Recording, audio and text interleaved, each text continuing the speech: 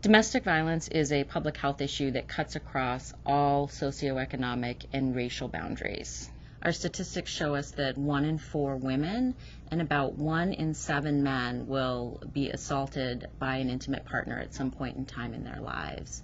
Domestic violence is something that we categorize as power and control over one person in a relationship by another person, and oftentimes we see violent behaviors in addition to threats, in addition to coercive control, verbal abuse, emotional abuse.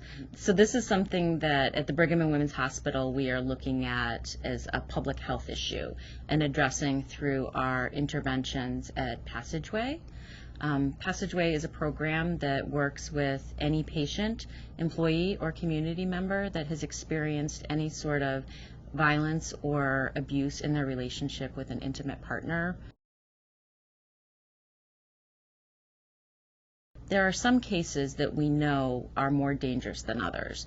And as advocates, when we meet with people, one of the things we do is what we call a risk assessment. And we're using scientific-based evidence to look at whether somebody is at a higher risk for a homicide or a severe reassault by their partner. And there are certain factors that we use to determine this. So advocates will ask people questions and really look at the behaviors from their intimate partner within the context of their relationship. And this is research that was done out of Johns Hopkins University by a researcher named Dr. Jacqueline Campbell. So our advocates use those factors to determine which cases put the person at higher risk. And some of those factors that advocates talk about and ask are whether or not their partner has access to a gun or another weapon, whether they've been threatened with that weapon, whether there's been strangulation in the case, whether their partner has obstructed their airway and prevented them from breathing. We had a case on the North Shore that I worked in before I came to Brigham and Women's Hospital, but was one of my clients who we looked at all of the factors in her case. There had been her partner they'd been together for 20 years at the time I met her, had done emotional abuse, had been abusive to her children or threatened to abuse her children, had threatened her with a weapon, had strangled her to the point where she had passed out, which is a pretty serious strangulation. And this case occurred about 10 years ago, and unfortunately at that time we didn't necessarily have all of the legal remedies that we have today, and didn't necessarily have the coordination with many of the folks who were working with this particular person. And sadly that case ended in a homicide. Her partner broke into her home and ended up killing her. As a result of this case, there have been teams called high-risk case response teams that were created so that folks, that advocates, police officers, probation officers, the district attorney, medical providers, Department of Children and Family, folks that are very connected to this family can come together and share information so that not one person has to hold all of that information. Another case example is a case in which we had a young couple who were experiencing, they were pregnant, coming for their care here at Brigham and Women's Hospital and working with one of our midwives in one of our clinics.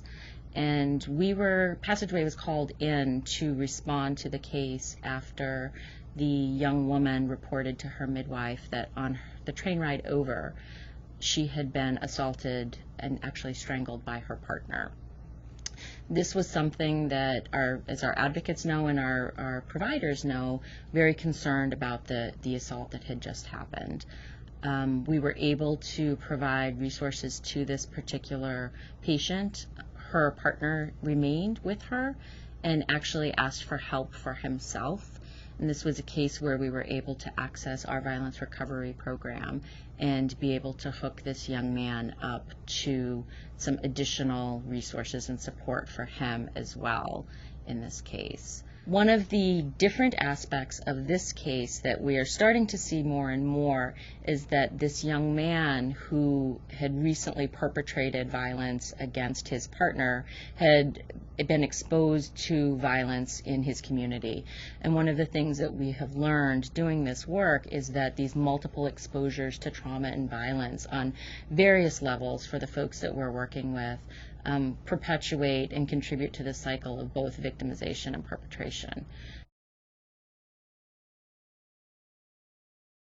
One important thing about risk assessment is that although we use it to identify the highest risk cases and provide a perhaps higher level of intervention for those cases, one of the things that we've seen as a direct result of training law enforcement providers, training advocates, social workers on risk assessment is that it shifts the culture on how we treat domestic violence in general. So providers are more likely to refer or call an advocate in and work more collaboratively on a case. And the goal is for us to provide intervention or prevention much earlier and get into a case before it gets to the high risk level. If we can provide advocacy for the family at an earlier stage so that it doesn't get to a crisis level, then we're working more holistically to end the cycle of violence in our communities and within the families.